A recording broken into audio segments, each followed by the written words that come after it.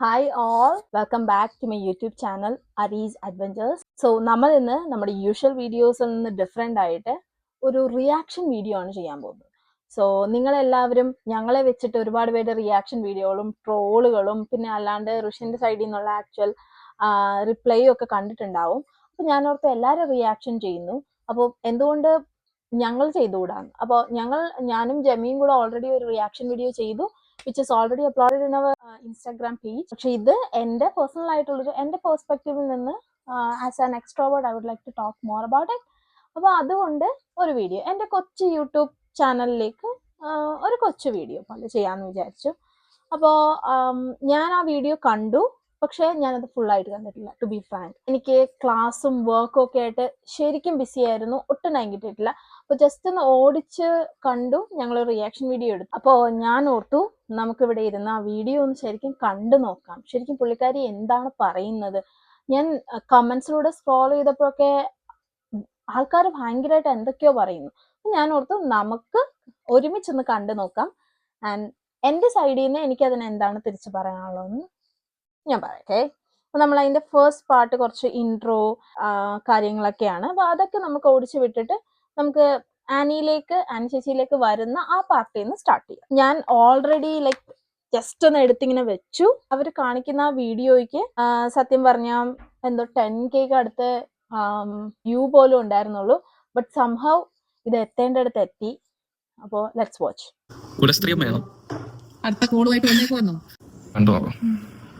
ഞാനിത് സേവ് ചെയ്ത് വെച്ചു. Guys, she is not ready for this. Okay, Annie ചേച്ചിയുടെ comment will ruin her peace. Dedication എന്നൊക്കെ പറയുന്നത് അല്ലേ ശരിക്കും. അപ്പൊ നമ്മള് അമ്മ ആക്ച്വലി ഈ ഡെഡിക്കേഷനെ പറ്റി പറയുന്നുണ്ടല്ലോ. അപ്പം ഇവര് എനിക്കൊന്നും തോന്നില്ല. Because as an artist I feel proud for her. Because ഞാൻ ഇതിന് മുന്നേ ഒരു കാര്യം ചെയ്തു, നിങ്ങൾക്ക് കേട്ടു കാണും. എന്താണെന്നറിയോ, ഒരു കുട്ടിയോട് ഞാൻ ചോദിച്ചു മേക്കപ്പ് ഇടാതെ വരുന്നുണ്ടോന്ന്. കമന്റ്സിൽ കണ്ടു ഈ മേക്കപ്പ് ഇടാതെ വരുന്നതിനെ കുറിച്ചൊക്കെ എന്തിനാണ് ആനി ചേച്ചി പറയുന്നതെന്ന്. പക്ഷെ ഞങ്ങളുടെ വീഡിയോയിൽ ഈ സ്പെസിഫിക് പാർട്ടിൽ ഞാൻ പറയുന്നുണ്ട്. അത് ഞങ്ങള് നിമിഷ സജയനെ കുറിച്ചാണ് സംസാരിച്ചത്. ആ എപ്പിസോഡിനെ കുറിച്ചായിരുന്നു പറഞ്ഞത്. അതുകൊണ്ടാണ് പുള്ളിക്കാരി അതിനെ കുറിച്ച് ഇവിടെ പറഞ്ഞത്. ആ സമയത്ത് ഞങ്ങളൊക്കെ ഇറങ്ങിയ സമയത്ത് ആക്ച്വലി ഞാൻ ഫിലിമിൽ വന്നപ്പോൾ ആസ് എന്താ പറയാ ഒരു കോളേജ് ഗേൾ ആയിരുന്നു. ആ സമയത്ത് ഞാൻ ഫിലിമിനെ കുറിച്ച് തന്നെ ആലോചിച്ച ഒരു ഫെയിം, ആ സെലിബ്രിറ്റി ഒക്കെ ഒത്തിരി നല്ലതായിട്ട് ഒരുങ്ങി നടക്കാം, അങ്ങനെയൊക്കെ ചിന്തിക്കുന്ന ഏതൊരു പെൺകുട്ടിയും ചിന്തിക്കുന്ന രീതിയിൽ ഞാൻ ചിന്തിച്ചുള്ളൂ. അല്ലാതെ അതിന്റെ ഡെപ്ത് ഒന്നും ഞാൻ പോയിട്ടില്ല, ഡീപ്പായിട്ട് ചിന്തിച്ചിട്ടില്ല. അപ്പൊ എന്താണെന്ന് വെച്ചാൽ ആ സമയത്തൊക്കെ ഞാൻ ഏറ്റവും കൂടുതൽ കേട്ടിരിക്കുന്നത് എന്താണെന്ന് വെച്ചാൽ ഒരു ആർട്ടിസ്റ്റ് പെർഫോം ചെയ്യുമ്പോൾ മേക്കപ്പ് ഇല്ലാതെ പെർഫോം ചെയ്യാന്ന് പറഞ്ഞാൽ സംതിങ് ഇതേപോലെ ഞാൻ പറഞ്ഞ പോലെ ട്രൂ ഡെഡിക്കേഷൻ ആണ്. എന്റെ ഒരു പാർട്ട് ആയിരുന്നു. എനിക്ക് നല്ല മുടി ഉണ്ടായിരുന്നു, ഞാൻ മുടി വെട്ടിയിട്ടുണ്ട്. അപ്പൊ ആരും ഈ പറഞ്ഞ പോലെ മുടി വെട്ടിയിട്ട് എന്ത് കോലായത് എന്ന് ചോദിക്കാൻ ആരും വന്നില്ല. Everybody appreciated me. നീ ചെയ്യാൻ പോകുന്നു. പക്ഷെ ഇതേപോലെ തന്നെ പുള്ളിക്കാരി ഇപ്പൊ പറഞ്ഞു, ഞാൻ മുടി വെട്ടിയപ്പോ എവ്രി വൺ അപ്രീഷിയേറ്റഡ് ഹെർ. ആരും ഇതെന്ത് കോലമായതെന്ന് ചോദിക്കാൻ വന്നില്ല. കേൾക്കാത്തവരാരെങ്കിലും ഉണ്ടെങ്കിൽ ഞാൻ ഒന്നുകൂടെ കേൾപ്പിക്കാം. അപ്പൊ ആരും ഈ പറഞ്ഞ പോലെ മുടി വെട്ടിയിട്ട് എന്ത് കോലായത് എന്ന് ചോദിക്കാൻ ആരും വന്നില്ല. Everybody appreciated me. ആനി ചേച്ചി ആക്ച്വലി ഡിഡ് അപ്രിഷിയേറ്റ് ഹെർ. നമ്മളത് കണ്ടു. ഇത് ഭയങ്കര ട്രൂ ഡെഡിക്കേഷൻ ആണെന്ന് പറയുന്നുണ്ട്. But at the same time പുള്ളിക്കാരി പറഞ്ഞു എന്ത് കോലായത്, പാക്ക് പോലായല്ലോ എന്ന് പറഞ്ഞു. അപ്പോ അത് തന്നെയാണ് പുള്ളിക്കാരിയും പറയുന്നത്. അങ്ങനെ ആരും ചോദിക്കാൻ പുള്ളിക്കാരുടെ അടുത്ത് ചെന്നില്ല. പക്ഷെ യു ഡിഡ് ആസ്ക് ഹെർ. ഇപ്പോ നിങ്ങൾ ചോദിച്ചു അല്ലേ? അപ്പോ അത് അപ്പൊ that's what we are expecting from you. അത് ചോദിക്കല്ലേ. So being an artist, you have the privilege to bring up your voice to any part of the world അല്ലേ? നിങ്ങൾക്ക് ഞങ്ങളെയൊക്കെ സംബന്ധിച്ചിടത്തോളം ഞങ്ങളിപ്പോൾ ഏറ്റവും കൂടുതൽ ഹാർഡ് വർക്ക് ചെയ്യുന്നത് അതിന് വേണ്ടിയിട്ടാണ്. ഞങ്ങളുടെ ശബ്ദം, ഞങ്ങൾക്ക് പറയാനുള്ളത്, ഞങ്ങളുടെ ഒപ്പീനിയൻ എല്ലാവരിലേക്കും എത്തിക്കാൻ. എന്നിട്ട് ഞങ്ങളുടെ ഒപ്പീനിയൻസ് ആകെ 4-5 പേരാ, 4,000 5,000 ആൾക്കാരാണ് കാണുന്നത്. പക്ഷെ നിങ്ങളെ സംബന്ധിച്ചിടത്തോളം നിങ്ങളുടെ ഒപ്പീനിയൻ ഒരുപാട് പേര് കാണുന്നുണ്ട്. ഒരു അമൃത TV പോലെ ഒരു ചാനലിൽ വർക്ക് ചെയ്യുന്ന ഒരാളാണ്. അപ്പൊ ഇത്രയും വലിയൊരു ഷോ ആണ്. ഞങ്ങളൊക്കെ ചെറുപ്പം മുതൽ കാണുന്ന ഒരു കുക്കറി ചാനലാണ്. അപ്പോൾ നിങ്ങൾക്ക് നിങ്ങളുടെ വേർഡ്സ്, നിങ്ങൾ പറയുന്ന കാര്യങ്ങൾ, അത് ഒരുപാട് പേരെ എൻലൈറ്റൻ ചെയ്യാൻ ഹെൽപ്പ് ചെയ്യുന്ന കാര്യമാണ്. ഒരുപാട് ആൾക്കാർക്ക് ഹെൽപ്ഫുൾ ആയിരിക്കും. അപ്പം നിങ്ങൾ ആ ഒരു ടോക്കിന്റെ ഇടയ്ക്ക് അയ്യോ പാക്ക് പോലെ ആയി പോയല്ലോ എന്ന് ചോദിച്ചത് നാക്കിന്ന് സ്ലിപ്പായി വീണു പോയതാണ്. ഇപ്പം ഞാൻ ഒരിക്കലും ഒരാളെയായിട്ട് തെറ്റ് പറയുന്നില്ല. എൻ്റെ അമ്മ, എൻ്റെ റിലേറ്റീവ്സ്, നിങ്ങളുടെ അമ്മ, എല്ലാവരുടെ അമ്മമാരെ പറയുന്നില്ല, ബട്ട് സ്റ്റിൽ ഭൂരിഭാഗം അവരൊക്കെ ഈ സെയിം ജനറേഷൻ ആണ്. അപ്പോൾ അവരിലേക്ക് ബോഡി ഷെയ്മിങ് അല്ലെങ്കിൽ ഫെമിനിസം, മെന്റൽ ഹെൽത്ത് റിലേറ്റഡ് ആയിട്ടുള്ള ടോക്സ് വരാൻ ഒരുപാട് ടൈം എടുത്തു. കാരണം ഞങ്ങളുടെ ജനറേഷന് മുമ്പുള്ള ആ ഒരു ടീംസിലാണ്, 90s കിഡ്സിലേക്കാണ് ഞങ്ങൾ അറിയാതെ ഒരു വർഷം മാറി 2000-ലായി പോയി. സ്റ്റിൽ ആ ഒരു 90s കിഡ്സിലേക്കാണ് ശരിക്കും ഇത് കൂടുതലായിട്ടും ആൾക്കാർ സംസാരിക്കാനും മറ്റും തുടങ്ങിയത്. അപ്പോൾ അതുകൊണ്ട് നമ്മൾ ഒരാളെയായിട്ട് കുറ്റം പറയുന്നതല്ല, ആ ഒരു ഫുൾ ഏജ് ഗ്രൂപ്പിലുള്ളവര് ഇപ്പോഴും ബോഡി ഷേമിലേക്ക് ഇൻട്രൊഡ്യൂസ്ഡ് അല്ല, അങ്ങനെ ചെയ്യരുത് എന്നുള്ളതിനെ കുറിച്ച് ചിന്തിക്കാൻ തുടങ്ങിയിട്ടില്ല. അപ്പൊ അത്രേ മേക്കപ്പ് ഒന്നും ഇല്ലാതെ മോൾ ആക്ട് ചെയ്തോ, അപ്പം ശരിക്കും ഐ ഷുഡ് അപ്രിഷിയേറ്റ് യു. കാര്യം എനിക്ക് ചെയ്യാൻ പറ്റിയില്ല. മേക്കപ്പ് ഇല്ലാതെ അഭിനയിക്കുന്നതാണ് മേക്കപ്പ് ഉണ്ടായിട്ട് അഭിനയിക്കുന്നതാണ് ഇഷ്ടം. എനിക്ക് ഒരുങ്ങി നടക്കാൻ ഭയങ്കര ഇഷ്ടമുള്ള ഒരു പെൺകുട്ടിയായിരുന്നു. അപ്പൊ ഞാനൊരു ടോം ബോയ് ലുക്കായിരുന്നു. ഇപ്പൊ ഞാൻ അമ്മയെ മാത്രമാക്കി, ഇപ്പൊ ഞാനും കൂടെ വരാം. ഈ പറഞ്ഞ പോലെ ഒരു ആൺകുട്ടിയായിട്ട് നടക്കണം, ഒരു ആൺകുട്ടിയുടെ മാനറിസംസ് എന്താണെന്ന് പഠിക്കണം, അവരുടെ ഓരോ ഗസ്റ്റേഴ്സ് ഞാൻ പഠിക്കണം, അതൊക്കെ പറഞ്ഞു. ആ ഒരു ആൺകുട്ടിയുടെ വേഷം ചെയ്യാൻ കുറച്ചൊന്ന് ലീൻ ആവണം. അപ്പൊ ആരും എന്നോട് ഈ പറഞ്ഞ പോലെ അങ്ങനെ ചോദിച്ചില്ല. ഈ സെയിം സാധനം ഞാൻ പ്രിയങ്കയോട് ചോദിച്ച പോലെ ആ ഡെഡിക്കേഷൻ ആയിരുന്നു. പക്ഷെ എന്റെ ഉള്ളിൽ അന്നത്തെ കാലത്ത് ഞാൻ നേരത്തെ പറഞ്ഞ ഡെപ്ത് ഞാൻ ചിന്തിച്ചിട്ടില്ല. പിന്നെ ഞാൻ ഓരോ സിനിമ അഭിനയിച്ച് വരുമ്പോഴായിരുന്നു ഞാൻ കേട്ടിട്ടുണ്ടായിരുന്ന ലാലേട്ടൻ അങ്ങനെ ചെയ്തിട്ടുണ്ട്, കമൽഹാസൻ സാർ അങ്ങനെ ചെയ്തിട്ടുണ്ട്. അപ്പൊ നമ്മൾ ഈ ലെജൻസിനെയൊക്കെ മുന്നിൽ കണ്ടിട്ട് ഈ കുട്ടികൾ ഇത്രയും ഡെഡിക്കേറ്റഡ് ആണോ എന്നുള്ള ഒരു അതിശയമായിരുന്നു എന്റെ മൊത്തം. ഓക്കെ, ഇപ്പൊ ലെജൻസിനെ കുറിച്ച് പറഞ്ഞല്ലോ. ശരിയാണ്, ലൈക് ലാലേട്ടനും അതുപോലെ തന്നെ മമ്മൂക്കയും കമൽഹാസൻ സാറും എല്ലാവരും ഒരുപാട് ട്രാൻസ്ഫോർമേഷൻസ് അവരുടെ മൂവിക്ക് വേണ്ടിയിട്ട് ഭയങ്കര ഡെപ്തിൽ കഷ്ടപ്പെട്ട് ചെയ്തിട്ടുള്ളവരാണ്. പക്ഷെ ഇവരോട് ആരോടും എനിക്കറിയത്തില്ല, ഞാൻ പേഴ്സണലി അറിയുന്ന ആൾക്കാരല്ല, ബട്ട് നമ്മൾ പബ്ലിക്കായിട്ട് ഓപ്പൺ ആയിട്ട് നമ്മൾ ഇതുവരെ കേട്ടിട്ടില്ല. ഇവരോട് ആരോടും ആരും എന്റെ പൊന്നിലാലെ എന്താ കോലായത്, അങ്ങ് പാക്ക് പോലെ ആയല്ലോ നമ്മൾ ചോദിക്കുന്നില്ല. ആർഎൽസ് ലൈക്ക് ലാലേട്ടന്റെ സൈഡിൽ നിന്നാണെങ്കിൽ ഓ എന്റെ പൊന്നിലാലെ അങ്ങ് തടിച്ച് വീർത്തല്ലോ, ആ കവളൊക്കെ അങ്ങ് പിന്നെ അങ്ങ് വലുതായി എന്ന്, തക്കാളി പോലായി എന്നൊന്നും നമ്മൾ ഇന്ന് പറയുന്നില്ല. But instead we appreciate them. Oh my god, എന്ത് ഡെഡിക്കേഷൻ ആണ്, എന്ത് ചേഞ്ച് ആണ് ലാലേട്ടാ ഇത്, അല്ലെങ്കിൽ എന്ത് ചേഞ്ച് ആണ് കമൽ സാർ ഇത് എന്ന് ചോദിക്കും. ബട്ട് നമ്മൾ എന്നിട്ട് അയ്യേ കമൽ സാർ ഇത് എന്ത് അവസ്ഥയാണിത്, എന്ത് കോലമാണിത് എന്ന് ചോദിക്കുന്നില്ല. അപ്പൊ അതാണ് നമ്മൾ എക്സ്പെക്ട് ചെയ്യുന്നത്. അപ്രീഷിയേറ്റ് ചെയ്തു, പക്ഷെ അതിന്റെ പുറകെ കുത്തി. അല്ലാതെ അവരെ ബോഡി ഷേമിങ് ചെയ്യാനോ ഒരു സ്ത്രീകളെ ഒരിക്കലും, ഒരു പെൺകുട്ടിയായാലും ശരി, ഒരു സ്ത്രീ ആയാലും ശരി, ഒരു അമ്മയായാലും ശരി, അക്കോർഡിംഗ് ടു മീ എനിക്ക് ഒരിക്കലും ഒരു ക്യാരക്ടറില്ല ആരെയും ഇൻസൾട്ട് ചെയ്യണം. ഞാൻ ഒരിക്കലും ഇനിഷ്യേറ്റീവ് എടുക്കത്തൂല. ഞാൻ അഥവാ ഇൻ ഫ്രണ്ട് ഓഫ് മീ ആരെങ്കിലും ചെയ്യുകയാണെങ്കിൽ ഞാൻ എപ്പോഴും പറയും, നിങ്ങൾ അവരുടെ വശവും കൂടെ ചിന്തിക്കുക, അല്ല നിങ്ങളുടെ വശം മാത്രം ചിന്തിക്കരുത്. അത്രയും ചിന്തിച്ചിട്ട് നിങ്ങൾ അവരെ വഴക്ക് പറയൂ. എപ്പിസോഡിൽ അമ്മ എന്തോ ഫെമിനിസത്തിനെ പറ്റി പറയുന്ന ഒരു സാധനമുണ്ട്. നമ്മുടെ ഷോയിൽ തന്നെ ഫെമിനിസത്തിനെ പറ്റി ഡിസ്കസ് ചെയ്യുമ്പോൾ അതൊരു തെറ്റായ പെർസ്പെക്റ്റീവിലാണ് അമ്മ പറയുന്നത് എന്നുള്ളൊരു ഇതുണ്ട്. അമ്മയുടെ സംഭവത്തിൽ ഫെമിനിസം എന്തോ ഫെമിനിസം എന്ന് എന്റെ കാഴ്ചപ്പാട് ഞാൻ പറയാം. ഓക്കെ, ഞാൻ 1993 ഫിലിമിൽ വരുന്നത്. 1993 ഫിലിമിൽ വരുന്ന സമയത്ത് ഞാൻ ഓൺലി 16, 10th പഠിക്കുമ്പോഴാണ് ഞാൻ ഇൻഡസ്ട്രിയിലേക്ക് വരുന്നത്. ആ 10th പഠിക്കുമ്പം ഐ സ്റ്റാർട്ടഡ് ഏർണിംഗ്. ഇല്ലേ, നിങ്ങൾ ഏൺ ആക്കിയിട്ടുണ്ടോ? ഇല്ല. I feel proud of myself. That അതും ഞങ്ങൾ എക്സ്പെക്ട് ചെയ്യുന്നു തരാൻ ചേച്ചി won't be having conversation like that in future. കാരണം സി യു ഡിഡ് ഏൺ, ഞങ്ങൾ I am really proud of that. Like ശരിക്കും 16 വയസ്സിൽ അതൊരു പെണ്ണായിരിക്കുക ആ കാലത്തിൽ ഏൺ ചെയ്യുക എന്ന് പറയുന്നത്, സിനിമയിൽ പോവുക എന്ന് പറയുന്നത്, അത് ശരിക്കും പാടുള്ള ഒരു കാര്യം തന്നെയാണ്. അത്ര നമ്മൾ അതിനെ കുറച്ച് കാണുന്നില്ല, അത് ഒരുപാട് കഷ്ടപ്പെട്ട് തന്നെയായിരിക്കും. പക്ഷേ എല്ലാവരുടെയും ലൈഫിൽ എയിം മണിയല്ല, പൈസയല്ല. പൈസ എയിം ആണ്, ഇല്ലെന്ന് പറയുന്നില്ല, ഉറപ്പായിട്ട് പൈസ ഇല്ലാതെ നമുക്ക് ജീവിക്കാൻ പറ്റില്ലല്ലോ. ഇപ്പം എല്ലാത്തിനും അത് വേണം എന്ന് വിചാരിച്ച് നമ്മളുടെ മെയിൻ എയിം പൈസ ആവണം എന്ന് ഇല്ല. എല്ലാ എയിമിലുണ്ട് പൈസ, but still not the main one. അപ്പൊ ഇതിനകത്ത് ആൻ ചേച്ചി പറയുന്നുണ്ട്, ഞാൻ 10th ക്ലാസ് ലേൺ ചെയ്തു, നീ ചെയ്യുന്നുണ്ടോ അല്ലെങ്കിൽ നിങ്ങൾ ചെയ്യുന്നുണ്ടോ എന്ന് ചോദിക്കുന്നുണ്ട്. എല്ലാവർക്കും ഒരേ പെർസ്പെക്റ്റീവ് ആയിരിക്കത്തില്ല ലൈഫിനോട്. Some people prefer education, experience, അല്ലെങ്കിൽ അങ്ങനത്തെ കാര്യങ്ങൾ ഒരുപാടുണ്ട്, ഫാമിലി ഓർ ലവ്, അങ്ങനെ ഒരുപാട് കാര്യങ്ങൾ പൈസയിലും കൂടുതൽ വലുതായിട്ട് കാണുന്നവരുണ്ട്. Like they have their own perspective, their own passion. ഇപ്പം ഞാൻ പഠിക്കാൻ അത്ര നല്ലതൊന്നും ആയിരുന്നില്ല. ഞാൻ എൻ്റെ കൂടെ പഠിച്ചവരോട് ചോദിച്ചാൽ അറിയാം, ഞാൻ ഏറ്റവും ലീസ്റ്റ് ആയിരുന്നു. പക്ഷെ I prefer to struggle. I have ADHD and because of that ഒരുപാട് കാര്യങ്ങൾ, വേറെ പ്രശ്നങ്ങൾ, ഡേ ഡ്രീമിങ്, പെട്ടെന്ന് നമ്മുടെ മൈൻഡ് ഇതാവുക, ഡൈവേർട്ട് ആവുക, അങ്ങനെ ഒരുപാട് പ്രശ്നങ്ങളുണ്ടായിരുന്നു. പക്ഷെ I chose to study. ഇപ്പം ഞങ്ങളുടെ കാര്യത്തിൽ തന്നെ Jemy is doing masters, I am doing post graduation in nursing. അപ്പോൾ we chose our own path. She chose her own path because she preferred to be an artist. She preferred to earn by herself, which is her perspective, which is her passion. And ഞാൻ അതിൽ I appreciate you. But എന്ന് വിചാരിച്ച എല്ലാവരും ലൈഫിൽ earning മാത്രമാണ്, അല്ലെ earning ആണ് the main point of living എന്നില്ല. myself in one or other way.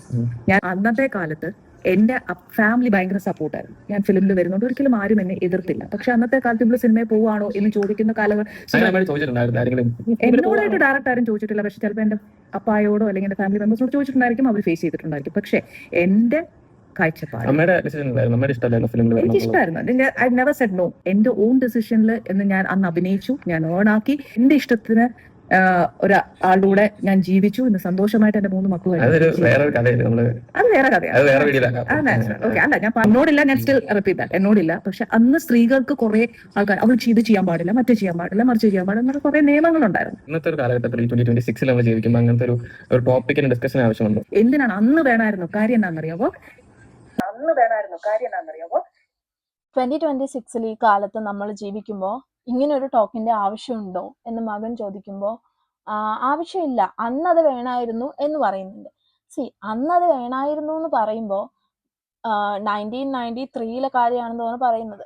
അന്ന് ഫെമിനിസം വേണമായിരുന്നു എന്നുണ്ടെങ്കിൽ മേ ബി 1980s ആൾക്കാർക്ക് ഫെമിനിസത്തെ കുറിച്ചും ബോഡി ഷേമിങ്ങിനെ കുറിച്ചും മെന്റൽ ഹെൽത്തിനെ കുറിച്ചും ഒക്കെ അന്ന് ഒരു ഐഡിയ ഉണ്ടായിരുന്നിരിക്കണമായിരുന്നു. ഇത് സൈക്യാട്രിസ്റ്റിന്റെയോ സൈക്കോളജിസ്റ്റിന്റെയോ ഡോറിന്റെ ഫ്രണ്ടിൽ ഇരിക്കുന്ന കാണുമ്പോൾ അയ്യോ ആ കൊച്ചിന് മാനസിക വിഭ്രാന്തിയാണെന്ന് പറയുന്ന ആൾക്കാരുടെ സമൂഹമാണ് ഇന്നും നമുക്ക് ചുറ്റുമുള്ളത്. അപ്പോൾ അങ്ങനെ ഒരു സമൂഹത്തിൽ ഇറ്റ്സ് 2026, 1993 അത് വേണമായിരുന്നു എന്ന് എക്സ്പെക്ട് ചെയ്യുമ്പോൾ the calculation doesn't make sense. ഇപ്പോൾ 2000 early 2000s ഇത് വേണമായിരുന്നു എന്ന് ഞാൻ പറയുകയാണെങ്കിൽ അതിന് ആനി ചേച്ചിയെ പോലെയുള്ളവര് അന്ന് ബോഡി ഷെയ്മിങ്ങിനെ കുറിച്ച് സംസാരിക്കണമായിരുന്നു, അല്ലെങ്കിൽ ബോഡി ഷെയിം ചെയ്യരുതായിരുന്നു. അല്ലെന്നുണ്ടെങ്കിൽ ഫെമിനിസത്തെ കുറിച്ച് നിങ്ങൾ ഓപ്പൺ അപ്പ് ആയിട്ട് ചെയ്യണമായിരുന്നു, സംസാരിക്കണമായിരുന്നു. അങ്ങനെ ആയിരുന്നെങ്കിൽ ഒരുപക്ഷെ നിങ്ങളുടെ ജനറേഷൻ കഴിഞ്ഞിട്ടുള്ളവർക്കെങ്കിലും ആ ബുദ്ധിമുട്ട് വരത്തില്ലായിരുന്നു. വീട്ടുകാരുടെ സപ്പോർട്ട് ഇല്ലാതെ അടിച്ചമർത്തപ്പെടുന്ന കുറെ സ്ത്രീകൾ. നീ അടുക്കളയിൽ മാത്രം ജീവിക്കേണ്ടതാ, നീ കെട്ടി വേറെ വീട്ടിൽ പോകേണ്ടതാ. പക്ഷെ ആ കുട്ടിക്ക് ജനിക്കുമ്പോഴേ കുറെ ഇൻബോൺ കഴിവുകൾ ഇഷ്ടം പോലെ ഉണ്ട്. ചിലപ്പോൾ പഠിച്ചു വന്നതായിരിക്കില്ല, ഇൻബോൺ ആയിട്ട് കുറെ കഴിവുകളുണ്ട്. ഇപ്പൊ മറ്റുള്ളവർ പറയുന്ന കാര്യത്തിൽ തെറ്റായിട്ട് ആനി ചേച്ചി പറഞ്ഞ ഒരു കാര്യമുണ്ട്. നീ അടുക്കളയിൽ കിടക്കേണ്ടതാണ്, നീ വേറൊരു വീട്ടിലേക്ക് കല്യാണം കഴിച്ച് പോകേണ്ടതാണ് എന്ന് പറയും എന്ന് പറഞ്ഞില്ലേ. ഐ എം റിയലി സോറി, പക്ഷെ ഓർമ്മയുണ്ടോന്ന് അറിയത്തില്ല, ഞാൻ ട്രോളിൽ കണ്ടാണ് you did say the same thing to like പേരർമേല ഗായത്രി ആണെന്ന് തോന്നുന്നു, ഒരു സിനിമാ നടി. പുള്ളിക്കാരിയോട് പറഞ്ഞു പെണ്ണുങ്ങൾ ആണുങ്ങളേലും ഒരു പടി താഴെ നിൽക്കണം എന്ന് പറഞ്ഞു. ഈ പറഞ്ഞതിന്റെ ഒക്കെ ഒരു പൊരുൾ അതാണ്. അപ്പം ജനിക്കുമ്പോഴേ കുറെ ഇൻബോൺ കഴിവുകൾ ഇഷ്ടം പോലെ ഉണ്ട്. ചിലപ്പോൾ പഠിച്ചു വന്നതായിരിക്കില്ല, ഇൻബോൺ ആയിട്ട് കുറെ കഴിവുകളുണ്ട്. അത് അടിച്ചമർത്തപ്പെട്ടെടുത്ത് ഇങ്ങനെ സോ കോൾഡ് ഫെമിനിസം എന്ന് പറയുന്ന ആൾക്കാർ ചെന്ന് അവരെ സമൂഹത്തിൽ കൊണ്ടുവരണമായിരുന്നു. അതാണ് എന്റെ കാഴ്ചപ്പാടിൽ feminism. I myself and Jemmy, we are talking about feminism and body shaming in 2026. കാരണം ഞങ്ങൾ 2000-ലും 1999-ലുമാണ് ജനിച്ചത്. അന്ന് ഈ ഫെമിനിസ്റ്റുകളൊക്കെ വന്ന് അന്ന് പറയണമായിരുന്നു എന്ന് വെച്ചാൽ maybe we have to time travel ഒക്കെ ചെയ്ത് 1993 ചെന്ന് ഫെമിനിസത്തെ കുറിച്ച് സംസാരിക്കണമായിരുന്നു. അപ്പൊ ചിലപ്പോൾ ആൾക്കാർ വിചാരിച്ചേനെ വല്ല എന്തോ കുതിരവെട്ടത്തുനിന്ന് വല്ലതും ചാടിപ്പോകുന്നതാണ്. കാരണം അന്ന് ഇതിനെ കുറിച്ചൊന്നും അവിടെ യാതൊരു ഐഡിയയും ഇല്ല. So that doesn't make sense. ഞാൻ കമന്റ്സിൽ കണ്ടു ഒരുപാട് പേര് പറഞ്ഞിരിക്കുന്നത് പറയുന്നതിനൊന്നും പുള്ളിക്കാരി പറയുന്നതൊന്നും doesn't make sense എന്ന്. പക്ഷെ ഇപ്പൊ തോന്നുന്നുണ്ട് ചില കാര്യങ്ങൾ ആക്ച്വലി ചേച്ചി പറയുന്നതിൽ ചെറിയ മിസ്റ്റേക്സ് ഉണ്ട്. ലൈക്ക് ചെറിയ എവിടെ ഒരു ലൂസ് കണക്ഷൻ ഫീൽ ചെയ്യുന്നുണ്ട്. അല്ലാതെ സ്ത്രീ പുരുഷനും ഒരുപോലെ ഇരിക്കണം. ഈ ഒരുപോലെ ഇരിക്കുന്നതിൽ എന്തോന്ന് അർത്ഥം biological everything they are different. Okay, now we comes to the point. ഞാൻ ഈ ലാപ്ടോപ്പ് എടുത്ത് ആക്കി വെക്കട്ടെ because I won't be comfortable when I am talking about this. Feminism കൊണ്ടുവന്നാൽ പെണ്ണുങ്ങൾ ഏറ്റവും മേളിൽ, പെണ്ണുങ്ങളാണ് എല്ലാം, പെണ്ണുങ്ങൾ പറയുന്നത് മാത്രമേ കേൾക്കാവൂ, പെണ്ണുങ്ങൾ എല്ലാത്തിനും മേളിൽ കുടുംബം നോക്കുന്നതും പെണ്ണുങ്ങള്, ലൈക് ഗൃഹനാഥനൊക്കെ പോയി, എല്ലാം ഗൃഹനാഥയാണ്, ആണുങ്ങളൊക്കെ അലക്കി മീൻ വെട്ടി വീട്ടിൽ കിടക്കണം എന്ന് പറയുന്നതാണ് ഫെമിനിസം എന്ന് വിചാരിക്കുന്ന കുറെ ഊളകളുണ്ട്. ഊളകൾ ഇൻ ദ സെൻസ് നമ്മുടെ മലയാളികളിൽ കേരളത്തിൽ മാത്രം ഒരു 500 ഡെഫിനിഷൻ ഉണ്ട് ഫെമിനിസത്തിന്. പറയുന്നോണ്ടൊന്നും തോന്നരുത്. ബീങ് ഫ്രാങ്ക്, എനിക്കും ഒരു ഐഡിയ ഇല്ലായിരുന്നു ഫെമിനിസം എന്താന്ന് വെച്ചാൽ. സോ ഞാൻ വിചാരിച്ചുകൊണ്ടിരുന്നത്, ഞാൻ ഓപ്പൺ ആയിട്ട് പറയുക, ഞാൻ അല്ലാണ്ട് അവർക്ക് വിവരമില്ല ഇവർക്ക് വിവരമല്ല എന്ന് പറഞ്ഞിട്ട് കാര്യമില്ലല്ലോ. ഞാൻ എന്റെ സൈഡിൽ നിന്ന് പറയാണ്, ഞാൻ വിചാരിച്ചിരുന്നത് ഫെമിനിസം എന്ന് പറഞ്ഞാൽ ആണിനേലും വലുതാണ് പെണ്ണ് എന്ന് പറയാൻ ഉദ്ദേശിക്കുന്നതാണ് എന്നാണ്. പക്ഷെ by time and by life experiences ആണ് എനിക്ക് ആക്ച്വൽ ഫെമിനിസത്തിന്റെ മീനിങ് എന്താണെന്ന് എനിക്ക് മനസ്സിലാവുന്നത്, എന്താണ് അവർ ഉദ്ദേശിക്കുന്നത് എന്ന് മനസ്സിലാവുന്നത്. അപ്പോൾ എന്റെ പെർസ്പെക്റ്റീവിന് ഞാൻ പറഞ്ഞുതരാം. നമ്മൾ ഫെമിനിസം എന്നുള്ളത് കൊണ്ട് ഒരിക്കലും ഉദ്ദേശിക്കുന്നില്ല ദാറ്റ് ബയോളജിക്കലി ആണും പെണ്ണും ഒരുപോലെ ഇരിക്കുന്നത്. Like who the hell things like that. ഞാൻ 8 വർഷമായിട്ട് നഴ്സിംഗ് പഠിക്കുന്ന ഒരാളാണ്, വർക്കും ചെയ്യുന്നുണ്ട് പഠിക്കുന്നുണ്ട്. ഞാൻ 2018 എൻ്റെ നഴ്സിംഗ് BSc നഴ്സിംഗിന് ഞാൻ ജോയിൻ ചെയ്യുന്നത്. ആ കൊല്ലം എനിക്ക് ഏറ്റവും കൂടുതൽ ദേഷ്യം ഉണ്ടായിരുന്ന കാര്യമായിരുന്നു അനാറ്റമി. കാരണം അനാറ്റമിയിൽ മെയിൽ, ഫീമെയിൽ ആൻഡ് റീപ്രൊഡക്റ്റീവ് സിസ്റ്റത്തിനെ കുറിച്ചൊക്കെ പഠിക്കുമ്പോൾ ഏറ്റവും പാട് രണ്ടും എൻറ്റയർലി ഡിഫറെൻ്റ് ആണെന്നുള്ളത്. സോ എന്നെ സംബന്ധിച്ചിടത്തോളം എനിക്ക് ഏറ്റവും ദേഷ്യം ഉണ്ടായിരുന്ന കാര്യമായിരുന്നു ഇത്. അപ്പോൾ വി ഓൾ നോ ദാറ്റ് രണ്ട് ബോഡിയും എൻറ്റയർലി ഡിഫറെൻ്റ് ആണ് ബയോളജിക്കലി. നമ്മൾ ഒരിക്കലും പറയുന്നില്ല ആണും പെണ്ണും ഒരുപോലെ ആണെന്ന്. ആണിന് ചെയ്യാൻ പറ്റുന്ന പലതും പെണ്ണിന് ചെയ്യാൻ പറ്റാത്തതുണ്ട്, പെണ്ണിന് ചെയ്യാൻ പറ്റുന്ന പലതും ആണിനും ചെയ്യാൻ പറ്റാത്തതുണ്ട്. We are not saying that രണ്ടു കൂട്ടരും ഒന്നാണെന്ന്. ബട്ട് സോ കോൾ ഫെമിനിസം എന്നുള്ളത് കൊണ്ട് ഉദ്ദേശിക്കുന്നത് പല ഫീൽഡുകളിലും നമുക്ക് കഴിവുണ്ടായിട്ടും പെണ്ണുങ്ങൾക്ക് അങ്ങോട്ട് എത്താനുള്ള ഓപ്ഷൻ കിട്ടുന്നില്ല. ഇപ്പോൾ ആൻ ചേച്ചി പറഞ്ഞ പോലെ പലരും അടുക്കളയിൽ പെട്ടുപോവുകയാണ്. എൻ്റെ പരിചയത്തിൽ തന്നെ ഭയങ്കരമായിട്ട് പഠിക്കുന്ന, ലൈക്ക് ഒറ്റ തവണ നീറ്റ് എഴുതിയ 100% ഉറപ്പായിട്ടും മെഡിക്കൽ കിട്ടുമെന്ന് ഉറപ്പുണ്ടായിരുന്ന ഞങ്ങൾ വിചാരിച്ചിരുന്ന കുറച്ച് പേരുണ്ടായിരുന്നു. നേരത്തെ കല്യാണം കഴിപ്പിച്ചു വിട്ടു പിള്ളേരൊക്കെ ആയിട്ട്. ദേ സ്റ്റിൽ റിഗ്രറ്റ് ദാറ്റ് അവർക്ക് അങ്ങനെ ചാൻസ് കിട്ടിയില്ലല്ലോ എന്ന് ഓർത്ത്. അതിന് വേണ്ടിയിട്ടാണ് ഫെമിനിസം സംസാരിക്കുന്നത്. അല്ലാതെ പെണ്ണുങ്ങൾ അങ്ങനെ നടക്കണം, പെണ്ണുങ്ങൾക്ക് ഇങ്ങനെ നടക്കാം, ആണുങ്ങൾ ഇങ്ങനെ ചെയ്യരുത് അങ്ങനെ ചെയ്യരുതെന്നൊന്നും നമ്മളിവിടെ ആരോടും പറയുന്നില്ല. പെണ്ണുങ്ങൾക്ക് കിട്ടേണ്ട ഒരു റെക്കഗ്നിഷൻ കഴിവുള്ളവർക്ക് കിട്ടുന്നില്ല എന്നുള്ളത് കൊണ്ടാണ്. ഇപ്പൊ കഴിഞ്ഞ ദിവസം, ഇത് ഒരു എക്സാമ്പിൾ ആയിട്ട് പറയാവുന്നേ ഉള്ളൂ. ഇപ്പൊ കഴിഞ്ഞ ദിവസം ഒരു പ്ലെയിൻ ക്രാഷ് ഉണ്ടായി. ഞാനൊരു ന്യൂസ് കണ്ടതാണ്. പ്ലെയിൻ ക്രാഷ് ഉണ്ടായി, അതിന്റെ കമന്റ്സില് കോ പൈലറ്റ് ഒരു പെണ്ണായിരുന്നത് കൊണ്ടാണ് pilot crash like plane crash ആയതെന്നാണ് പറയുന്നത്. അപ്പം അതിന് മെയിൻ പൈലറ്റ് ഒരു ആണാണ്, കോ പൈലറ്റ് ഒരു പെണ്ണാണ്. കോ പൈലറ്റ് ഒരു പെണ്ണായിരുന്നത് കൊണ്ടാണ്. അപ്പൊ അതിന്റെ അടിയിൽ ഒരു ഹിന്ദിക്കാരൻ ഒരാള് വന്ന് കമന്റ് ചെയ്തിട്ടുണ്ട്, റോഡിൽ കൂടെ സ്കൂട്ടി ഓടിക്കുന്നത് പോലെയാണ് ഈ പരിപാടി എന്ന് വിചാരിച്ച് കയറി ചെന്ന് കൊടുത്തതായിരിക്കും.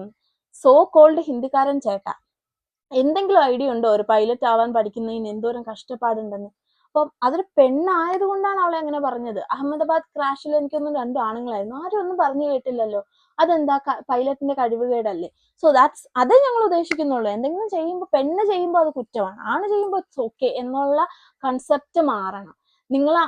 നിങ്ങളുടെ പരിചയത്തിൽ അടുക്കളയിൽ കിടക്കുന്നവർ ഇപ്പോഴും കഴിവുണ്ടായിട്ടും പുറത്തേക്ക് വരാൻ പറ്റാത്തവർക്ക് വേണ്ടി സംസാരിക്കണം.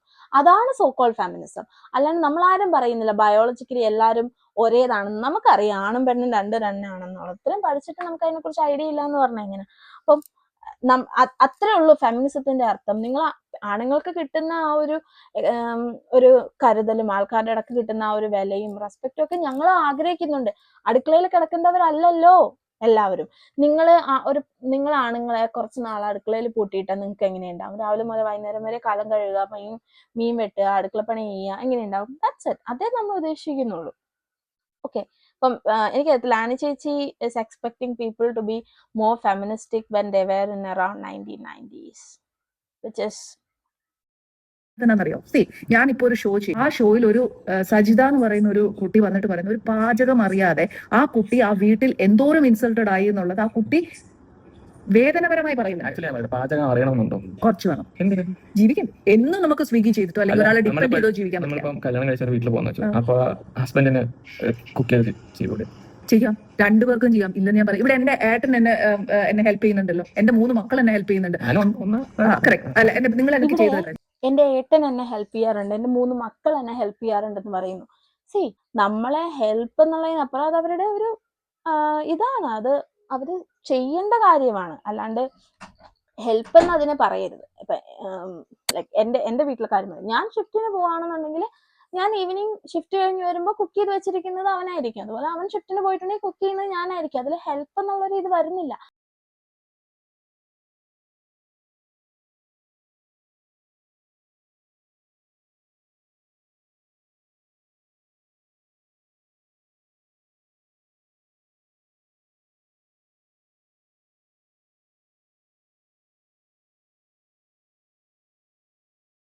എന്തുകൊണ്ട് ഒരാൾ ഒരു ബ്രെഡ് ഓംലെറ്റ് ഹെൽപ്പ് ചെയ്ത് അവളെ വിട്ടൂടാ? അവൾ തന്നെ ബ്രെഡ് ഓംലെറ്റ് ഉണ്ടാക്കി പോകണമെന്നൊന്നും എന്തിനാ പെൺകുട്ടീനെ ആൺകുട്ടിയായാലും ശരി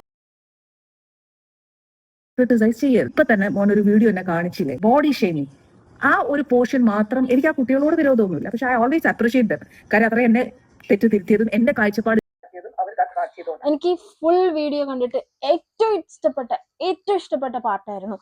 എൻ്റെ ലൈഫിൽ ഞാനും എൻ്റെ ഫ്രണ്ടും, ബട്ട് സ്റ്റിൽ ലൈക്ക് എൻ്റെ ഒരു പേഴ്സണൽ, ഞങ്ങൾ രണ്ടുപേരുടെയും ഒരു അച്ചീവ്മെന്റ് ആണെങ്കിലും നമുക്ക് പേഴ്സണലി ഒരു സന്തോഷം തോന്നുമല്ലോ. നമ്മൾ ഒരുപാട് സിറ്റുവേഷനിൽ കൂടെ പോയിട്ടും at last we could help someone to understand their mistakes and she accepted it.